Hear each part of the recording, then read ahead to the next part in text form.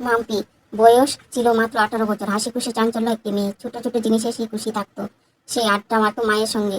এই ছিল তার একদিন তার জীবনে এলো এক লোক, কথায় মায়া, চোখে ভরসা, দেখতেই বলল যে আমি তোমাকে ভালোবাসি। মাম্পি প্রথম বিশ্বাস করেনি, কিন্তু ধীরে ধীরে সে জড়িয়ে পড়লো। লোকটার প্রতিদিন নতুন স্বপ্ন দেখাতো, তাকে অনেক অনেক দূরে নিয়ে যাবে। তোমাকে আমি খুব ভালোবাসি। মাম্পির মন গলে গেল। বাড়িতে সবার আপত্তি করলো। মা কাঁদতে কাঁদতে বলল, ওই ছেলেটা ঠিক নয় মা। কিন্তু তখন মাম্পি কিছু শুনল না। ভালোবাসার চোখে অন্ধ হয়ে গিয়েছিল। এক রাতে সে পালিয়ে গেল, চুপি চুপি, কাউকে না বলে। প্রথম কয়েকদিন ভালোবাসলো, ভালোই কেটেছিল। মনে হয়েছিল সব ঠিক আছে। তারপর একদিন একটা তাকে অচেনা জায়গায় নিয়ে যায় লোকটা। চারপাশে ভাঙা বাড়ি, অন্ধকারে নোংরা পরিবেশ। মাম্পি ভয় পেয়ে গেল। সেই কিছু বুঝে ওঠার আগে লোকটা তাকে একটা ঘরে বন্ধ করে দেয়। কিছুক্ষণ পর সত্যিটা জানলো, সে বিক্রি হয়ে গেছে। মুহূর্তে তার পৃথিবী ভেঙে পড়ল। তারপরে শুরু হলো তার দুঃখের স্বপ্ন। প্রতিদিন নতুন অত্যাচার, নতুন কষ্ট। সেই চিৎকার করতে কাঁদতেন, কিন্তু কেউ শুনতো না। ধীরে ধীরে সে ভেঙে পড়েছিল। বাঁচার ইচ্ছা করতো না। দিনের পর দিন, রাতের পর রাত, একই যন্ত্রণা মাম্পি সহ্য করত।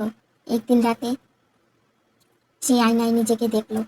চোখের নিচে কালো দাগ, মনের ক্লান্ত। কিন্তু সে নিজের চোখে নিজেকে চিনতে পারলো না। তখন তার মনে হয়, একটা কথা এলো মনে, আর কতদিন। সে এরকম ঠিক করলো, এবার আর না।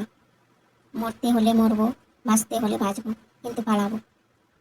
সে খেয়াল করতে লাগলো সবকিছু। কখন দরজা খোলা থাকে, কে পাহারা দেয়, কখন সবাই অসতর্ক হয়ে থাকে। কয়েকদিন পর সে অপেক্ষা করলো। এক রাতে সুযোগ এলো। বাইরে তখন প্রবল বৃষ্টি। পাহারাদার অসতর্ক। মাম্পি ধীরে ধীরে দরজার কাছে এলো। দরজাটা একটু খোলা ছিল। তার বুক কেঁপেছিল, হাত কেঁপেছিল। তবুও সে থামেনি। ধীরে ধীরে দরজায় খুললো, চুপচাপ বাইরে বেরিয়ে এলো। তারপর দৌড়, তাকে বলে শুধু দৌড়। পেছন থেকে আওয়াজ এসছে, ওই মেয়েটা পালিয়ে যাচ্ছে রে। কিন্তু মাম্পি থামেনি।